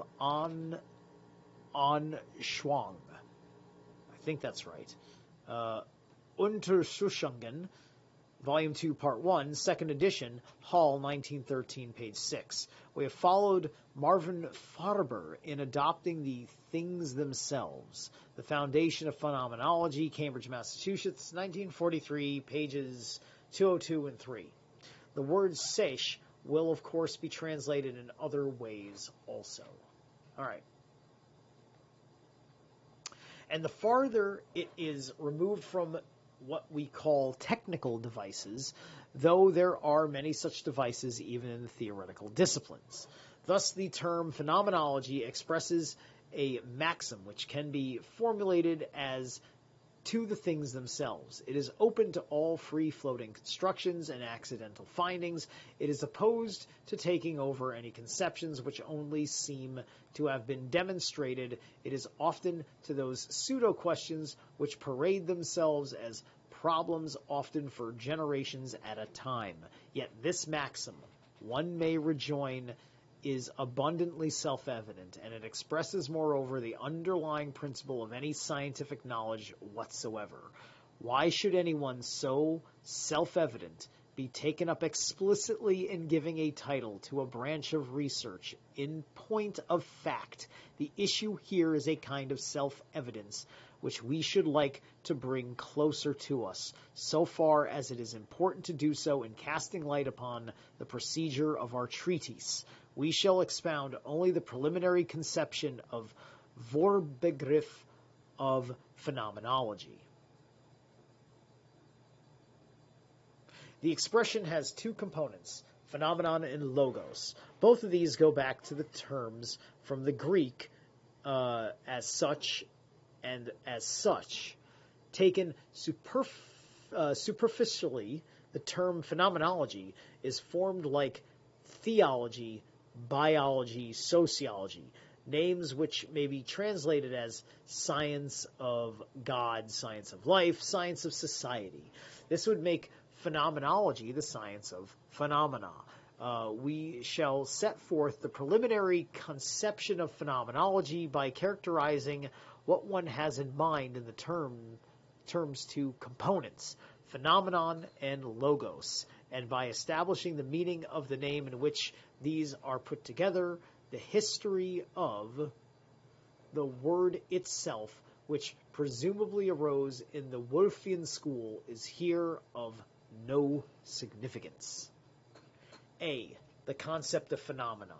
So this is all-encompassing about investigations, part 8, right? And so, the phenomenology is to be investigated, which is the phenomenon of being, or the phenomenon of observing being, or something to that effect. The Greek expression to which the term phenomenon goes back is derived from the verb as such, which signifies to show itself thus, and means that which shows itself. The manifest, das was sich zeigt, das sich zegon das offenbar, that term itself is a middle-voiced form, which comes from that particular term to bring to light of day, to put in the light this, which comes from the stem of that. So, when I'm using these pronouns, it's because they're he's using a lot of Greek words in the, not phonetically pronounced. I got no phonetic reference point. He's using the Greek letters. The light, that which is bright. In other words, that wherein something can become manifest, visible in itself. Thus, we must keep in mind that the expression phenomenon signifies that which shows itself in itself, the manifest. Accordingly, the Greek word here, or phenomenon, are the totality of what lies in the light of day or can be brought to the light, what the Greeks sometimes identified simply with this particular word, which means entities. So there's entities coming back up again, right? Now, an entity can show itself from itself, von heim selbst in many ways, depending in each case on the kind of access we have to it. Indeed, it is even possible for an entity to show itself as something which in itself is not. When it shows itself in this way, it looks like something or other. It looks like something or the other. Sa'et, sa'aus we. This kind of showing itself is what we call seeming, or shinen. Thus, in Greek, too, the expression for phenomenon signifies that which looks like something, that which is semblant or semblance. Das Scheinen der Schien. This Greek term means something good which looks like, but in actuality is not, what it gives itself out to be. That's kind of like a simulacrum, when you think about it, right? Or akin to a simulacrum. If we are to have any further understanding of the concept of phenomenon, everything depends on our seeing how what is designated in the first signification of these Greek words of phenomenon as that which shows itself, and what is determined and what is designated in the second phenomenon as semblance are structurally interconnected. Only when the meaning of something is such that it makes a pretension of showing itself, that is, of being phenomenon, can it show itself as something which it is not. Only then can it merely look like so-and-so. When this term signifies semblance, the primordial significance, the phenomenon as the manifest, is already included as that upon which the second signification is founded. We shall allot the term phenomenon to this positive and primordial signification of that term and distinguish phenomenon from semblance, which is the privative modification of phenomenon as thus defined. But what both these terms express has proximally nothing at all to do with what is called an appearance, or still less a mere appearance. Was man Erschwingung oder gar bloß Erschwingung nennt, though the noun Erschwingung and the verb erscheinen behave so much alike, the English appearance and appear that the ensuing discussion presents relatively few difficulties in this respect. For the translator, the passage shows, wow, there's so much here. Some signs of hasty construction and a few comments may be helpful. I'm not going to bother with reading all of that, which takes up more, all this takes up, that takes up nearly half the page. Anyway, this is what one is talking about when one speaks of the symptoms of a disease, or a Krankheitsschulungen.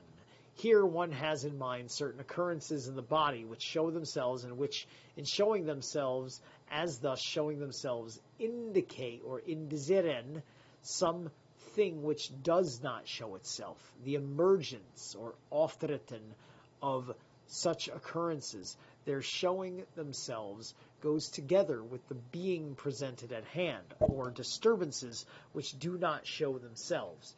Thus, appearance as the appearance of something does not mean showing itself. It means rather the announcing itself by von something which does not show itself, but which announces itself through something which does show itself. Appearing is a not showing itself, but the not we find here is by no means to be confused with the privative not which we used in defining the structure of semblance. Als welches es die Struktur des Scheins bestimmt. The older editions omit the S.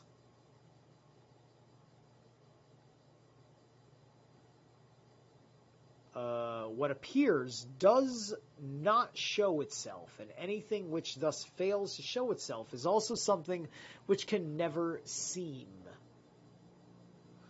Was schickt in der Weis nicht zeigt, weil das Erscheinen kann euch nie scheinen. This passage is ambiguous, but presumably das Erscheinen is to be interpreted as the X of our note, page 51, not our Y. The reader should notice that our standardized translation of scheinen as seen is one which here becomes rather misleading. Even though these words correspond fairly well in ordinary usage, in distinguishing between scheinen and erscheinen, Heidegger seems to be insisting that scheinen can be done only by the Y, which shows itself or does the announcing, nor by the X, which announces itself in or through the Y, even though German usage does not differentiate these verbs quite so sharply.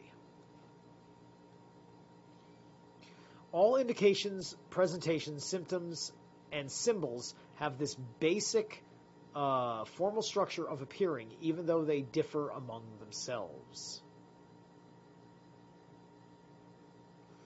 In spite of this fact that appearing is never a showing, is never a showing itself in the sense of phenomenon. Appearing is possible only by reason of a showing itself of something.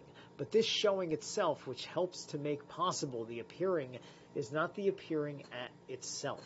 Appearing is an announcing itself, a das sich melden.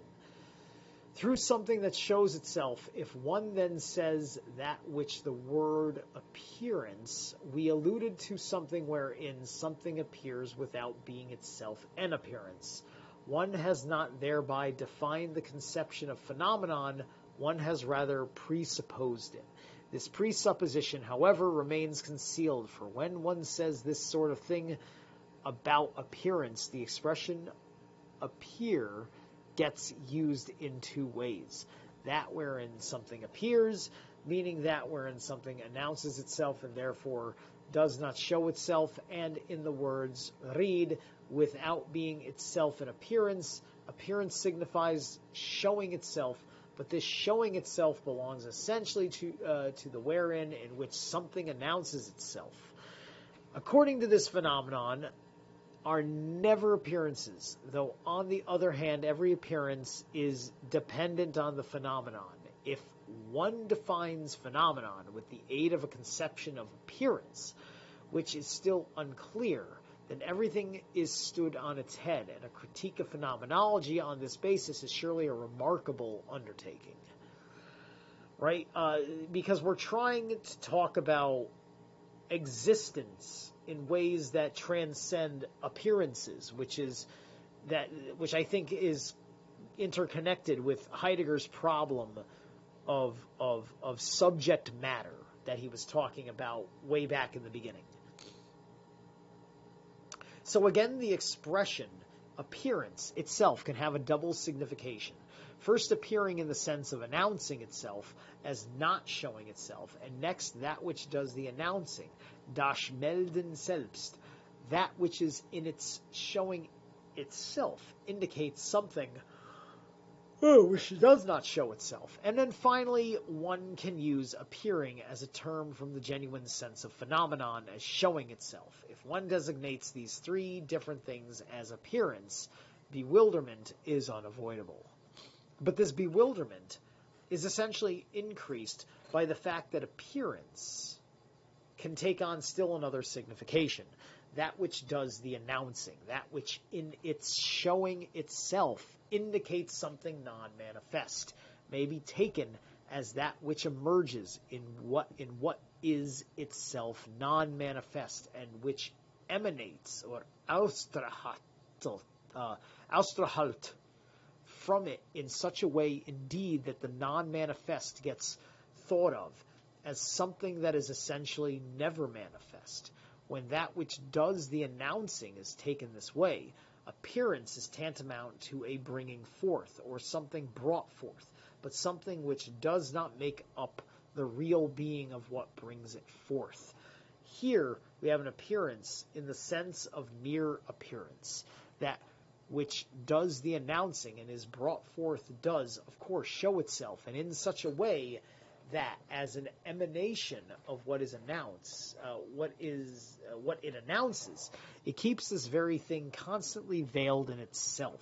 On the other hand, this not showing which veils is not a semblance, Kant uses the term appearance in this twofold way. According to him, appearances are, in the first place, the objects of empirical intuition.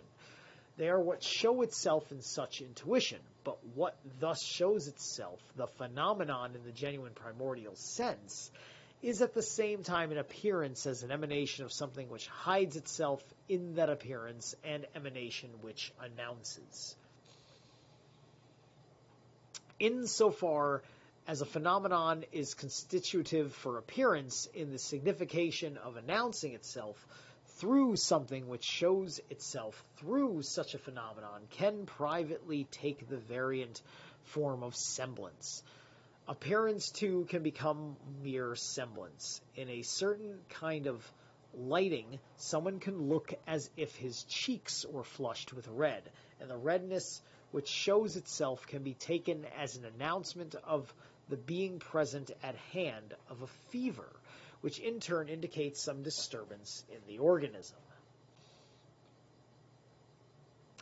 So all of that wrapped up with the sense of intuition, this is making a certain degree of sense to me. It's kind of like what you're doing when you're, you're using your common sense, you're using your kind of like streetwise knowledges, and you're kind of paying attention to auguries, right? You could use that flush of the face as almost an augury that you're going to get sick.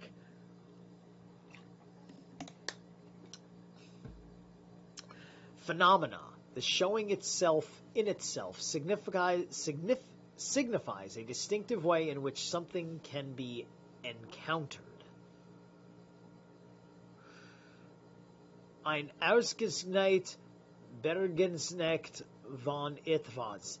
The noun begegnis is derived from the verb begegnen, which is discussed in note 2, page 70, H44 below.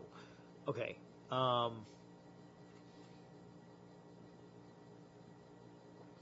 Appearance, on the other hand, means a reference relationship, which is in an entity itself, and which is such that what does the referring or announcing can fulfill its possible function only if it shows itself in itself and is thus a phenomenon, right? So it's like with the sickness he talks about, right? The sickness, you're talking about the symptom, right? Like this is medicine. This is proper medicine. You're seeing a symptom emerge. There is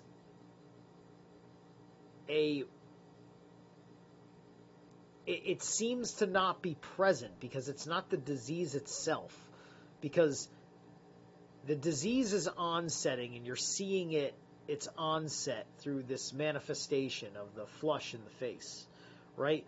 But that disease is being caused by something, right? That's the phenomenon. There's a phenomenon going on in the backdrop. That phenomenon is coming from a shift in your state of being, and thus your Dasein, right?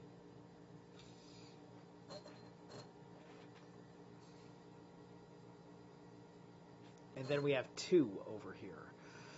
Einen seienden Verweisung Bezug im Seienden selbst.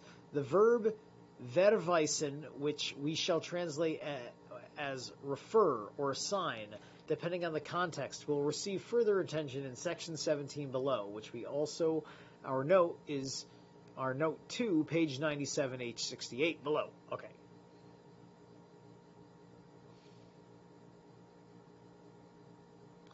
Both appearance and semblance are founded upon the phenomenon, though in different ways. The bewildering multiplicity of phenomenon, designated by the words phenomenon, semblance, appearance, mere appearance, cannot be disentangled unless the concept of the phenomenon is understood from the beginning as that which shows itself in itself. If in taking the concept of phenomenon this way, we leave indefinite which entities we consider as phenomenon and leave it open whether what shows itself is an entity or rather some characteristic which an entity may have in its being, then we have merely arrived at the formal conception of phenomenon. So, is it an entity, and what is the being of that entity?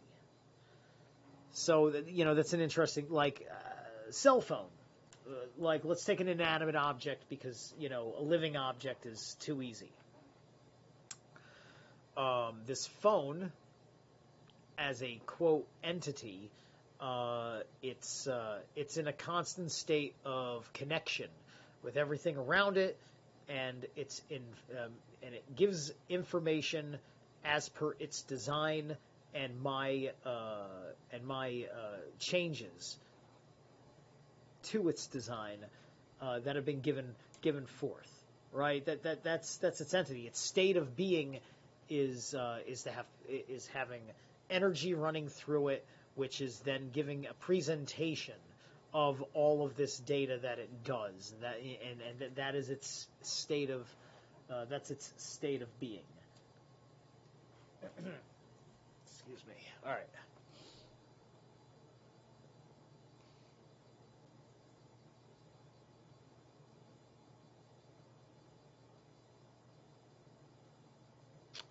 Where are we?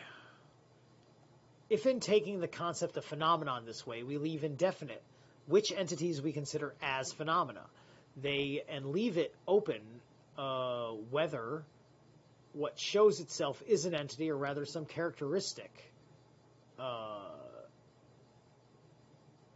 I'm sorry, I was reading ahead. Which an entity may have in its being.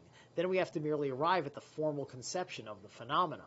If by that which shows itself we understand these entities which are accessible through the empirical intuition in, let us say, Kant's sense, then the formal conception of phenomenon will indeed be legitimately employed in the usage of phenomenon and has the signification of the ordinary conception of phenomenon.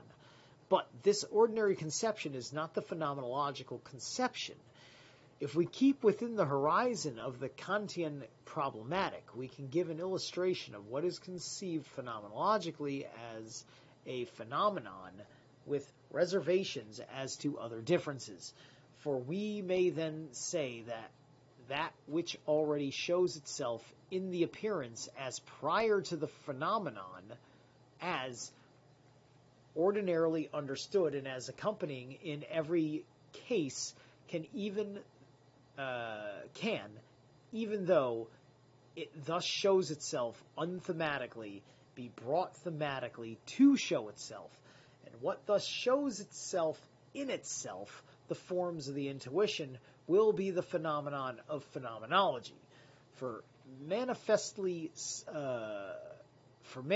space and time must be able to show themselves in this way. They must be able to become phenomena.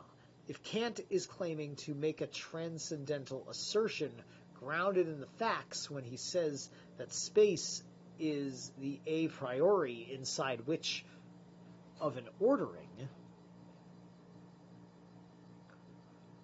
Critique of Pure Reason, Transcendental Aesthetics, Section 1, page 34.